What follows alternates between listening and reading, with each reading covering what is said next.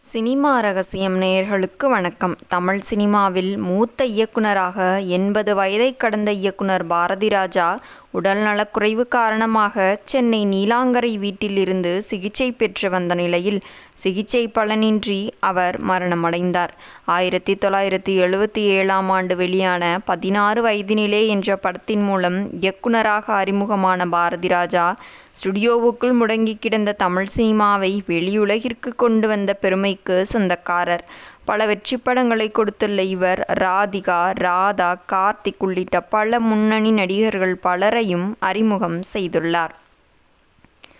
சிவாஜி நடிப்பில் இயக்கிய முதல் மரியாதை திரைப்படம் இன்றைக்கும் தமிழ் சினிமாவில் ஒரு அடையாளமாக நிலைத்து நிற்கிறது. அதேபோல் கிழக்கே போகும் ரயில், கல்லுக்குள் ஈரம், கைதியின் டைரி, அலைகள் ஓய்வதில்லை, புதிய வார்ப்புகள், வேதம் புதிது என பல ஹிட் படங்களை இயக்கியுள்ளார். கடைசியாக மீண்டும் ஒரு மரியாதை என்ற படத்தை இயக்கி ஹீரோவாக நடித்தார்.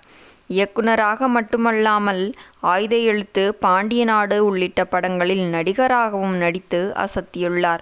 தற்போது வயது மூப்பு காரணமாக படம் இயக்குவதில் இருந்து விலகியிருந்த பாரதிராஜா அவ்வப்போது உடல்நலக்குறைவால் பாதிக்கப்பட்டு மருத்துவமனையில் சிகிச்சை பெற்று வந்தார்.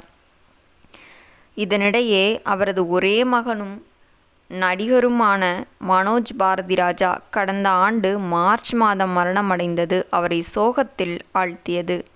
மகன் மரணத்தில் இருந்து மீண்டு வர முடியாமல் தவித்து வந்த பாரதிராஜா அவர் நினைவாலே இருந்துள்ளார்.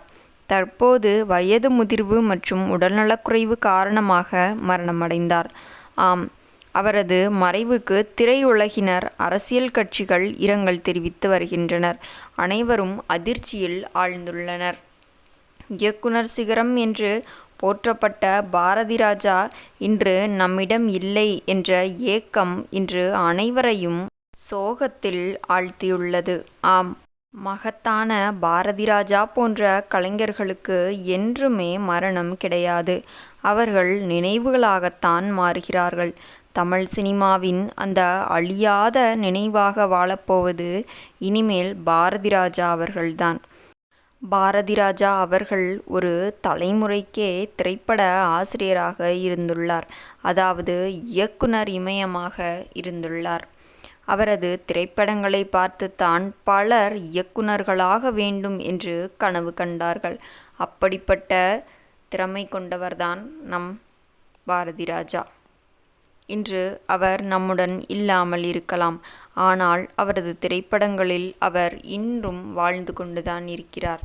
மீண்டும் நாளை சந்திப்போம். நன்றி, வணக்கம்.